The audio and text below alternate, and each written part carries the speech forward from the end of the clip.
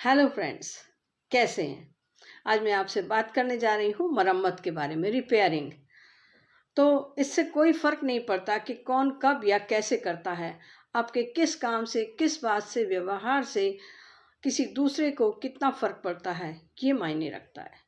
ईश्वर ने हम सभी को अपने काम पूरे करवाने के लिए माध्यम स्वरूप भेजा है।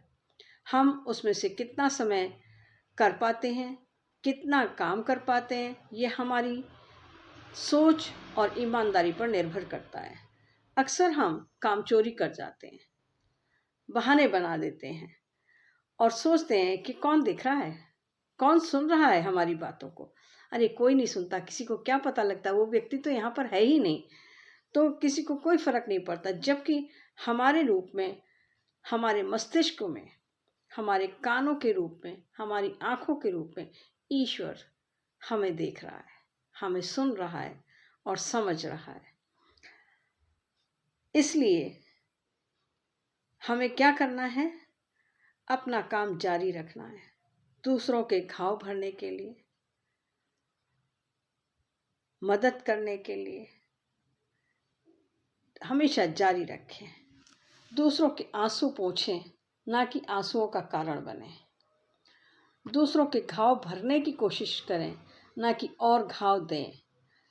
ध्यान से अपने संबंधों की मरम्मत करें, जितनी ज़्यादा से ज़्यादा हो सके और जितनी जल्दी से जल्दी हो सके उतनी मरम्मत करें।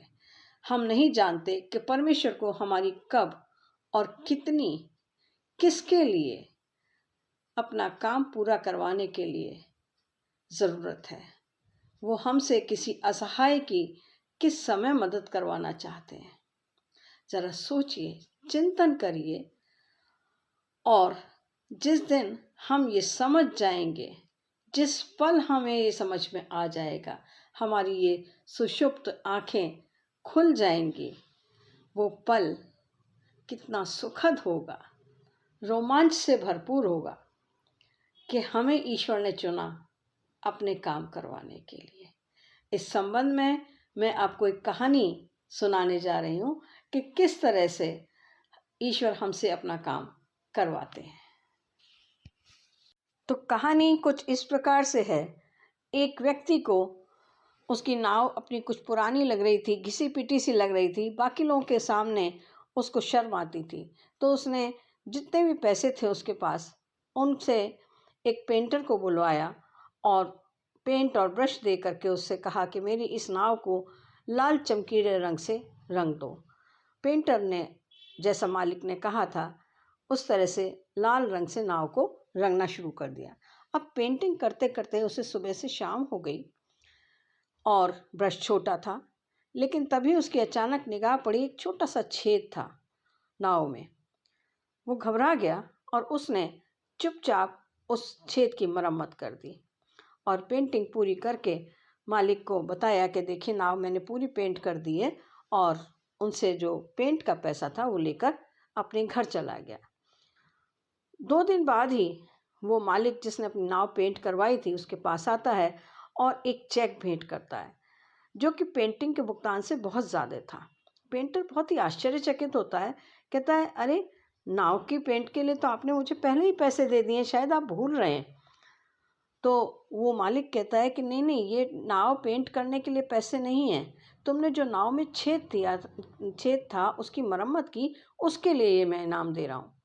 तो वो हंसने लगा, जो पेंटर था, बोला, अरे क्या बात करते हैं साहब आप, इतनी छोटी सी सेवा के लिए मुझे इतने बड़े धन की आवश्यकता नहीं है, क्यों दे रहे हैं ये राशि आप मुझे। तो वो व्यक्ति जिसकी नाव थी वो बोला, मेरे प्यारे दोस्त, तुम समझ नहीं सकते हो कि तुमने मेरी कितनी बड़ी मदद की है। तुमने मेरी नाव को पेंट करते हो, छोटा सा जो छेद था उसको भी तुमने ठीक कर दिया, जो कि मैं तुम्हें बताना भूल गया था कि उसकी मरम्मत करनी है। अब उससे हुआ ये कि जब नाव सूख गई तो मेरे बच्चे नाव लेकर के मछली पकड़ने के लिए निकल गए, घूमने फिरने, मौज मस्ती करने। जब मैंने देखा नाव नहीं है और बच्चे भी नहीं है तो मैं बहुत घबरा गया, क्योंकि मुझे याद आ गई कि मेरे नाव में तो छेद है और कहीं दुर्घटना ना हो जाए। लेकिन जब रात होने पर बच्चे वापस आए नाव के साथ में, तो मेरा खुशी का ठिकाना नहीं रहा। मैंने दौड़ करके वो छेद वाली जगह को देखा और देख करके मैं आश्चर्यचकित रह गया और मैंने ईश्वर का और तुम्हारा लाख लाख धन्यवाद दिया उसी समय। और अब सुबह होते ही मैं तुम्हें ये उसका इनाम देने के लिए आया हूँ। तो उस रंग वाले ने, पेंटर ने क्या कहा जानते हैं? उस पेंटर ने कहा कि ये तो ईश्वर ने मुझे एक काम सौंपा था जो मैंने कर दिया, ईमानदारी से किया और आपका उससे भला हुआ, आपके बच्चे जीवित बच गए और नाव की कोई दुर्घटना नहीं हुई। इसके लिए मुझे बहुत ही खुशी है, पर मैं ये धन नहीं ले सकता क्योंकि ये ईश्वर का काम था और मैंने उसको निस्वार्थ भाव से किया था। आप खुशी से जाएं।